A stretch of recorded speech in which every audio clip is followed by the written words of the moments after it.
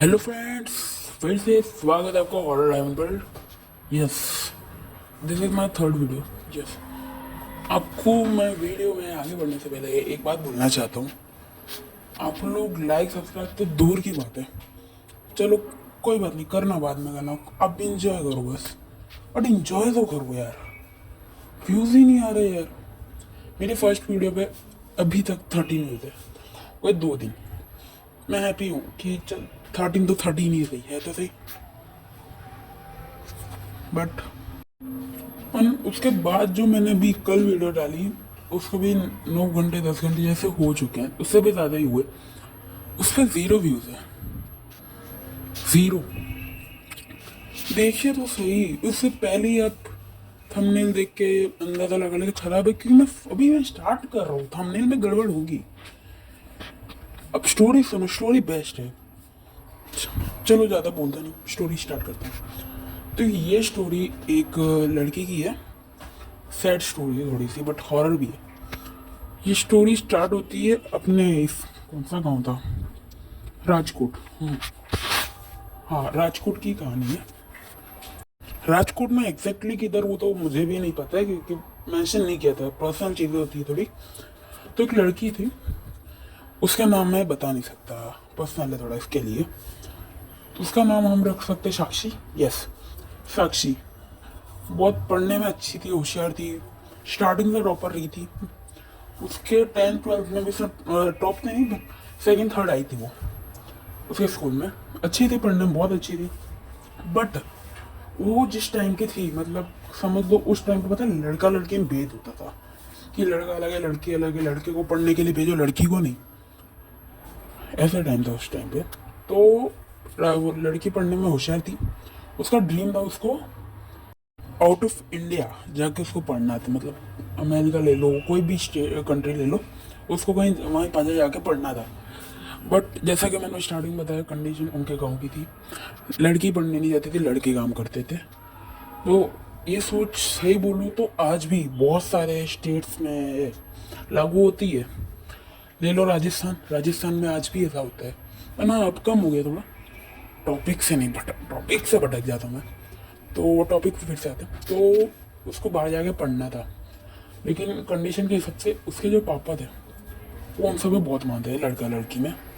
यहाँ तक कि उसके पापा ने उसकी लड़की को मानते भी नहीं थे इतना। उनका उसका एक छोटा भाई भी था, उसके भाई को बहुत मानते थे, उसके लिए कुछ खाने के लिए लाते लेकिन उसको ना देते। लेकिन उसका भाई बहुत अच्छा था, सपोर्टिव था थोड़ा, तो वो उसको दे देता था सब। तो खुश भी थी वो थी। उसने समझ लो वो थी अपने कॉलेज थी, मतलब 30। हाँ वो, उसकी एज थी 19 ईयर्स। 19 ईयर्स, उसका भाई था 17 ईयर्स, 1 साल का फर्क था।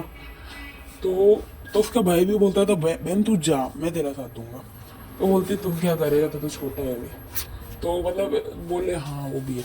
तो ऐसे उनके भाई बहन में चलता रहता। उसकी मम्मी की डेथ हो गई थी उनके बचपन में ही। शायद वो होती तो शायद इसको जाने मिल जाता, बट नहीं हुआ। तो उसको पढ़ने जाना था, पढ़ने में अच्छी थी। उसके पापा ने वही राजकोट में उसकी शादी फिक्स कर दी, कहीं पे आस पास में शादी फिक्स कर दी। वो सुन के साक्षी को बहुत गुस्सा आई और बुरा भी लगा। तो उसने उसी वक्त डिसाइड कर लिया कि वो कहीं चली जाएगी, मतलब जहाँ उसको जाना है, कोई आउट ऑफ कंट्री तो नहीं जा सकती, क्योंकि ये फाइनेंशियल प्रॉब्लम भी उसको थी, क्योंकि उसके पास पैसे नहीं थे ज़्यादा। तो हुआ ही कि उसके भाई ने बोला मेरे पास कुछ पैसे है, आप ले लो। तो बोले ना ना, तो अपने पैसे रख। वो सेविंग करता था उसका भाई। बोले नहीं नहीं, तू रख अपने पास। तो उसके पास जितने पैसे थे वो लेके आ गई वहाँ पे दिल्ली में। दिल्ली में तो पता ही है कैसी भीड़ भाड़ है। तो वो वहाँ पे आ गई। तो दिल्ली में आने के बाद क्योंकि वो गांव में रहने वाली है, उसको दिल्ली सूट नहीं कर रहा था। हर दिन की प्रॉब्लम्स, चिक चिक, पॉल्यूशन, सबसे वो हैरान थी, क्योंकि गांव का वातावरण सबको पता अच्छा होता है। तो उसको नहीं अच्छा लगा, तो उसने अगले दिन सोचा कि उसे चली जाती है। उसने सोचा कि कहीं और चली जाऊंगी। तो फिर उसको याद आया कि उसके पास पैसा पैसा नहीं है।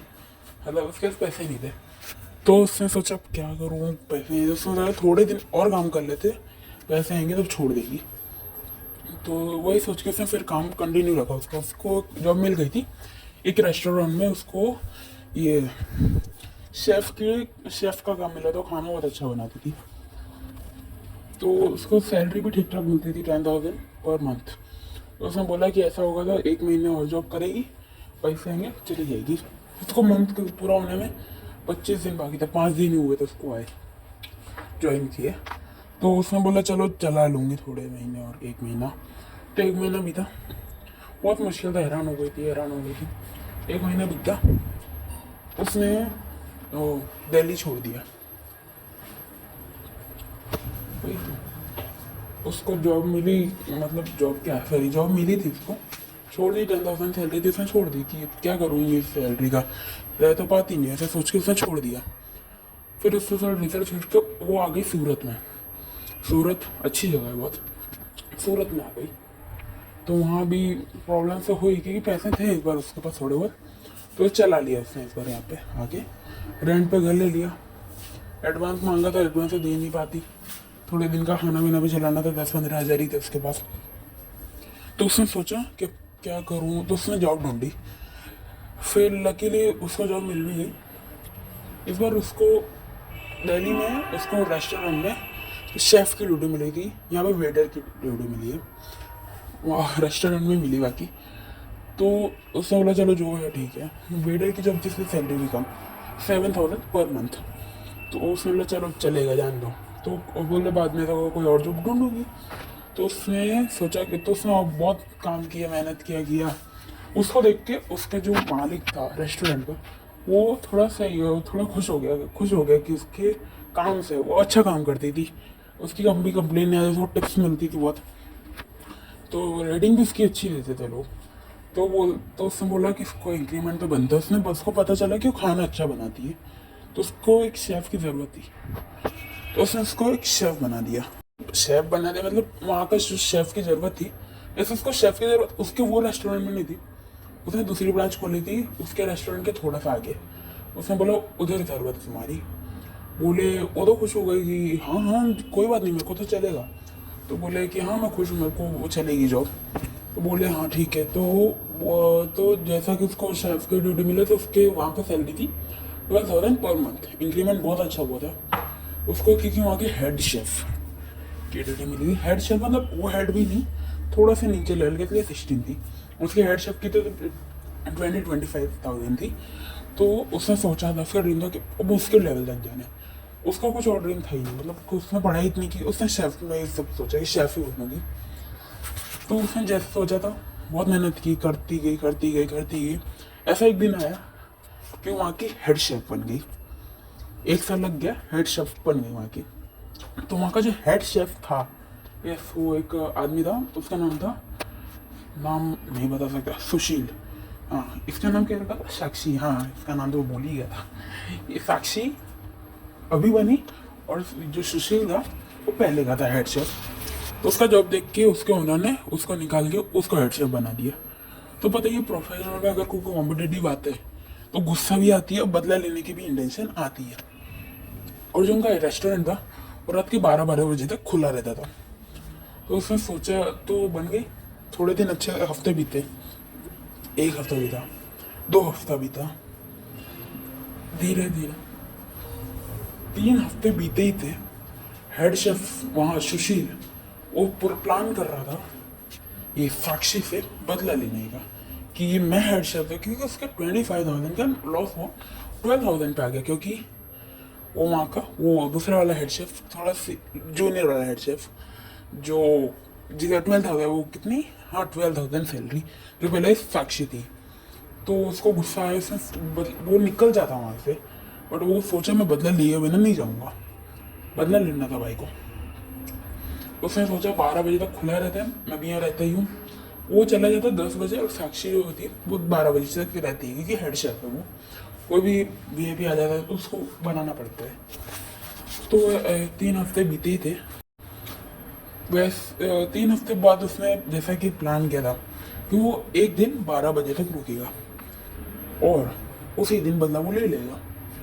तो जैसे कि इसका प्लान था, 3 हफ्ते हुए, सब प्लान रेडी था। उसने दूसरी जगह, क्योंकि उसने बदला लेने को ज़्यादा ही सोचा था, मतलब कि सीधा मर्डर। यस, कुछ ज़्यादा ही उसने सोचा, क्योंकि वो थोड़ा मेंटल टाइप का था। एक तरह ये भी उसकी वजह थी उसके हेडशॉप से निकाले जाने की, वो तो बात की बात है। तो 3 हफ्ते बीते, रात के 12 बजे तक उसका जॉब चला। उसका प्लान बना ही था कि उसको मार देगा वो। तो प्लान के हिसाब से वो 10 बजे से ज़्यादा एक्स्ट्रा एक दिन रुका। पर उसकी किस्मत ख़राब थी कि उस दिन जो साक्षी थी उसकी तबीयत ख़राब थी, तो वो 11 बजे निकल गई। 11 बजे तक बहुत चहल पहल रहे थे, वो कुछ कर नहीं सकता था। 12 बजे शांत होते हैं, निकल गया। उसको बहुत गुस्से से बोला अगले दिन करूँगा कुछ। अगले दिन वो बहुत गुस्से में था, क्योंकि उसका प्लान चौपट हो गया था। पूरे दिन उसका काम में मन नहीं लगा था, गुस्सा आ रही थी। उसने तो दिन में ट्राई किया था करने का, बट नहीं कर पाया, बच गई थी। तो जैसे ही 12 बज गए, इस बार उसको कुछ नहीं हुआ, वो शेफ में वही था। और इस बार साक्षी की किस्मत नहीं, इसकी किस्मत चली, क्योंकि उस दिन वहाँ एक VIP सर आया, उसके लिए साक्षी को खाना बनाना था। अच्छा, आधे घंटा टाइम मिला था, बनाना था। जैसे वो फिर स्पेशल वो लकी इसलिए था क्योंकि आधे घंटे में खाना बनेगा। 12 बज गए थे, 12:30 बज जाएंगे, तब तक पूरा ही सन्नाटा हो जाएगा। तो उसने बोला मैम मैं भी आपकी मदद कर देता। साक्षी को भी उसने स्पेशल ट्रीट करने लगा था 3 हफ्तों तक, इसलिए वही तो उसका प्लान था। तो रुका, जैसे ही वो कस्टमर गया, साक्षी ने बोला कि अब एक काम करते हैं, बंद करके निकलते हैं। बोले ओके मैम कोई बात नहीं। बोले मैं फ्रेश हो गया था, तो वो जाई फेस वॉश की, उनके यूनिफॉर्म थी तो यूनिफॉर्म को चेंज करके वापस आए फेस वॉश करके।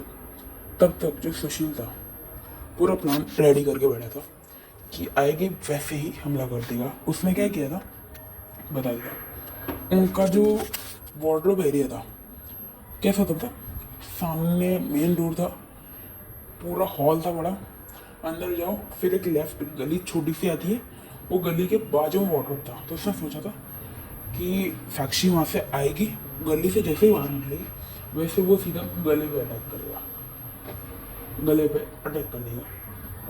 वही इसने किया। जैसे ही साक्षी बाहर आई, उसने उसके गले पे चाकू से अटैक कर दिया। बहुत गंदा से ऐसा अटैक किया कि उसके मारते ही पूरा वो जो गली थी खून से बहुत गंदी हालत हो गई थी। आजू बाजू खून के छींटे पड़े थे, बहुत उल्टी हालत थी। तो देखा उसे, भाग गया। उसने उसने जब किया तब उसको डर नहीं लगा, लेकिन जब उसने देखा तब वो डरा और भागा, को छोड़ के भागा। वहाँ बारिश हो रही थी हल्की हल्की। तो 2 फ्लोर का वो रेस्टोरेंट था और आजू बाजू रेलवे चलती थी। तो उसने सोचा एक काम करता हूँ, रेलवे से ही निकल जाता हूँ। रेलवे वैसे चलती थी, नॉर्मल छोटी मोटी चलती है वैसे चलती थी। तो उसने बोला, और जो साक्षी थी वो रेलवे से आती जाती थी नॉर्मली, उसके घर से निकलती थी रेलवे, इसलिए वहीं से उससे जाती थी। तो रेलवे में जैसे घुसा, उसके कपड़े भी खराब, वो कपड़े साफ करके भागा। बारिश हो ही रही थी, भीगते भीगते।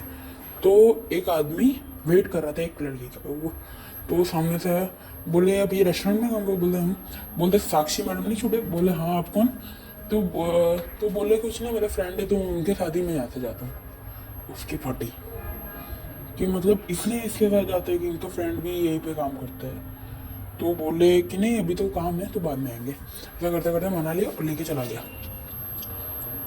तो उसकी तो डेथ हो गई थी साक्षी की। अगले दिन रेस्टोरेंट खुला